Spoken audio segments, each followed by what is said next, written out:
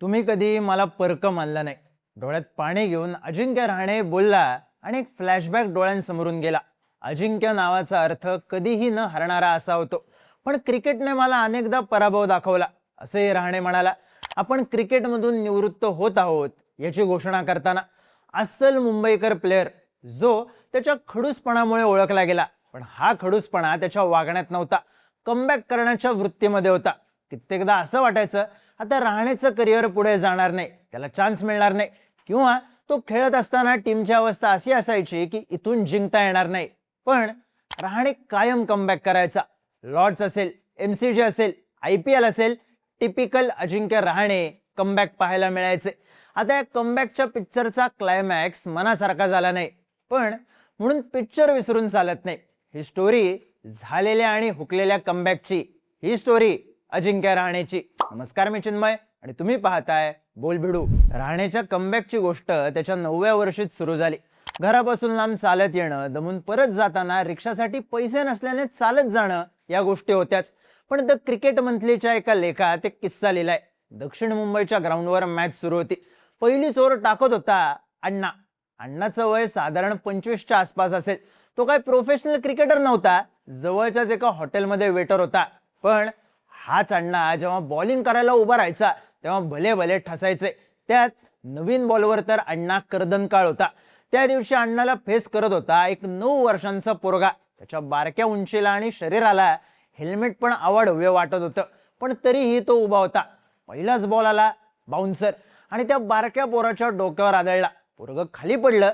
आजूबाजूला टीममेट्स जमा झाले. तेवढ्यात अण्णा म्हणाला, तुला माझी बॉलिंग फेस करता येणार नाही, त्यापेक्षा तू ड्रेसिंग रूम मध्ये जा. पुढची 15 मिनिटं तो पोरगा ग्राउंडवर बसून रडत होता. शेवटी अंपायर म्हणाले, एकतर खेळ किंवा जा. त्या पोरानं तोंड धुतलं, शर्टाच्या बाईने पुसलं आणि पुन्हा बॅटिंगला उभा राहिला. पुढच्या 5ही बॉलला त्यानं अण्णाला फोर मारली. हा होता अजिंक्य रहाणेचा कमबॅक. त्यात रहाणे मुंबईचा प्लेअर, भरपूर एज ग्रुप क्रिकेट खेळला आणि मुंबईच्या सिनियर टीम मधली जागा कमावली, गाजवली. मग टीम इंडियामध्ये सिलेक्शन झालं. तिथेही काही वर्ष बेंचवरच काढावी लागली. बॅटिंग ऑर्डर मधली जागाही बदलत राहिली, कधी ओपनिंग, कधी मिडल ऑर्डर. रहाणे मिळेल त्या जागेवर खेळला, पण भारी खेळला. त्याच्या दुसऱ्याच टेस्टमध्ये त्याने डर्बनच्या पिचवर 96 रन्सची इनिंग खेळली. बेकार पिच होतं, समोर स्टेन, फिलँडर, मॉर्केल होते. सेंचुरी हुकली, पण टेम्परामेंट दिसलं. मग 2014 मध्ये आली लॉर्ड्सवरची सेंचुरी. भारताचं इंग्लंडमधलं रेकॉर्ड फारसं चांगलं नव्हतं. पहिली टेस्ट ड्रॉ झालेली आणि दुसऱ्या टेस्टला लॉर्ड्सवर हिरवगार पिच होतं. भारताचा स्कोर होता 7 out 145 runs. Anderson, Broad, Plunkett, Stokes, Moeen Ali अशा लाईनअप समोर 200 रन्स झाले तरी लय झालं असं वाटत होतं.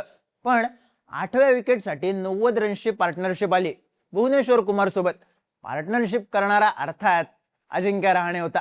त्या दिवशी खणखणीत 100 लावून रहाणेचं नाव लॉर्ड्सच्या ऑनर्स बोर्डवर आलं. टीम इंडियाची इनिंग 396 मिनिटं चालली.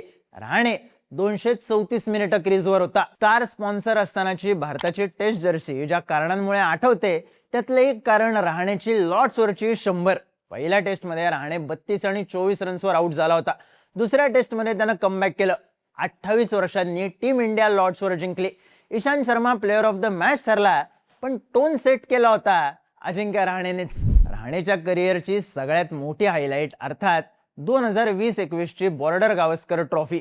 विराट कोहली पहिल्या टेस्टसाठी कॅप्टन होता. ॲडलेडवरची पिंक बॉल टेस्ट. टीम इंडियाचा 36 रन्सवर ऑल आउट झाला. पहिल्या इनिंगमध्ये कोहली कडक टचमध्ये होता. रहाणेच्याच कॉलमुळे रनआउट झाला. त्यानंतर लागलेली गळती सेकंड इनिंगमध्ये 36 वर ऑल आउट होऊन थांबली. त्या इनिंगमध्ये रहाणेचा स्कोर होता 0. मग कोहली भारतात परत आला. Ajinkya Rahane stand in captain झाला. कित्येकांनी टीम इंडियासाठी ही सिरीज संपली, 4-0 ने हारतील असे लेख लिहिले, अंदाजही लावले. दुसऱ्या टेस्टवर टीमचा कॉन्फिडन्स अवलंबून होता. खचाखच भरलेल्या मेलबर्नच्या ग्राउंडमध्ये रहाणेने सेंचुरी केली. टीम इंडियाने मॅच जिंकली. तो प्लेअर ऑफ द मॅच ठरला. कॅप्टन रहाणेने ठिणगी पेटवली. तिसऱ्या टेस्टमध्ये अश्विन आणि हनुमा विहारीने प्रचंड चिवटपणा दाखवत मॅच वाचवली. इंजुरीच्या पलीकडे टिकून राहणं महत्वाचं होतं. रहाणेची टीम तेच करत होती. मग विषय आला चौथ्या टेस्टचा. इंजुरीने टीम इंडियाला इतका मोठा सेटबॅक दिला होता की नेट बॉलर्सचा टीम मध्ये डेब्यू करावा लागलेला.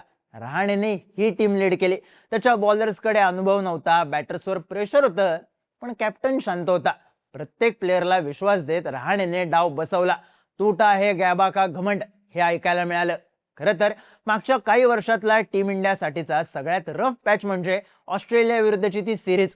रहाणे अग्रेसिव्ह कॅप्टन नाही, तो स्लेजिंगने उत्तर देत नाही, त्याच्याकडे अनुभवी टीम नाही असं म्हणून कित्येकांनी त्याला आणि टीम इंडियाला राईट ऑफ केलं होतं. पण रहाणेने इथेही कमबॅक लिहिलं. कॅप्टन म्हणून त्याला कधी क्रेडिट मिळालं नाही, पण तो कधी क्रेडिटसाठी भांडलाय नाही. खरं तर हेच रहाणेचं वेगळेपण होतं. रहाणेवर एक शिक्का कायम बसला, रेड बॉल क्रिकेटर. त्याचे व्हाईट बॉल क्रिकेटमधले आकडे फारसे ग्लोरियस नाहीत. त्यात IPL मध्ये त्याची ओळख हार्ड हिटर अशी नव्हती. 2023 मध्ये त्याला चेन्नई सुपर किंग्स मध्ये चान्स मिळाला, 50 लाख रुपयात. अनेकांनी CSKच्या निर्णयावर टीका केली. रहाणे त्या सीझनला सेहवाग सारखा खेळला. त्याने 172च्या स्ट्राईक रेटने बॅटिंग केली. आऊट झाला तरी मोठा शॉट खेळतानाच आऊट व्हायचा. टीमची गरज बघून त्याने स्वतःचा गेम बदलला आणि गाजवला सुद्धा. अगदी क्रिकेटच्या पुस्तकात शोभणारी 4 मारणारा रहाणे त्या सीझनला इनसाइड आउटचे 6 किरकोळीत मारत होता. तो सीझन रहाणेसाठी रिडम्शनचा सीझन ठरला.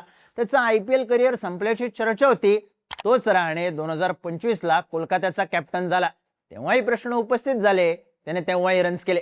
कुठल्याही टीमसाठी रहाणे गो टू प्लेअर होता, रिकामी जागा भरून काढणारा लीडर. याच लीडरचं टेस्ट क्रिकेटमधलं कमबॅक तेवढं राहिलं. 2023 मध्ये तो शेवटची टेस्ट मॅच खेळला. एकाच इनिंगमध्ये खेळायचा चान्स मिळाला, त्यात 8 रन्सवर आऊट झाला. पुन्हा त्याच्या डोक्यावर इंडिया कॅप आली नाही, पण त्याने फर्स्ट क्लास क्रिकेटमध्ये रन्स केले.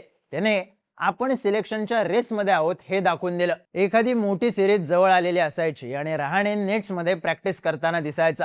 तीच हेड पोझिशन, तीच टेक्स्टबुक बॅटलिफ्ट, परफेक्ट पिच रिडिंग आणि लॉक झालेली नजर. पण क्रिकेटचं आणि टीम इंडियाचं डायनामिक्स बदलत गेलंय. टेक्निकल अप्रोच मागे पडलाय. अनुभवाची जागा आता फ्युचर प्लॅन्सने घेतली. त्यामुळे 100 टेस्ट खेळायचं रहाणेचं स्वप्न पूर्ण झालं नाही. तो आकडा 85 वर थांबला. फ्लॅम्बॉयंट प्लेयर्सच्या जनरेशनमध्ये रहाणे पुजारानं शांतीत क्रांती कायम ठेवली होती. आधी पुजारा रिटायर झाला, आता रहाणेचाही कमबॅक मिस झाला. कसं आहे, आधी प्लेयर्स हायलाइट्समुळे लक्षात राहायचे, आता रील्समुळे राहतात. रहाणेने लिव्ह केलेले, डिफेंड केलेले बॉल कव्हर्स मधून किंवा फ्लिक करत मारलेल्या मक्खन 4 याचे रील्स बनणार नाहीत. पण अजिंक्य रहाणे लक्षात राहील. लॉर्ड्सवरची सेंचुरी, मेलबर्नवरचं कमबॅक, IPL मधला धुवा ही कारण आहेतच, पण तो लक्षात राहील वयाच्या 9व्या वर्षी अवजड हेल्मेट घालून अण्णाला मारलेल्या सलग 5 4मुळे. आपल्या लग्नात मुंबईतल्या सगळ्या ग्राउंड्समनला बोलवल्यामुळे. ICCने रहाणेचा उल्लेख इंडिया ग्रेट असा केला. पण त्या पलीकडे रहाणे लक्षात राहील भारी माणूस म्हणून. 6 मॅचेस, 4 विजय, 2 ड्रॉ आणि 0 पराभव हे टेस्ट कॅप्टन म्हणून रेकॉर्ड सांगतं. रहाणे लक्षात राहील अजिंक्य म्हणून.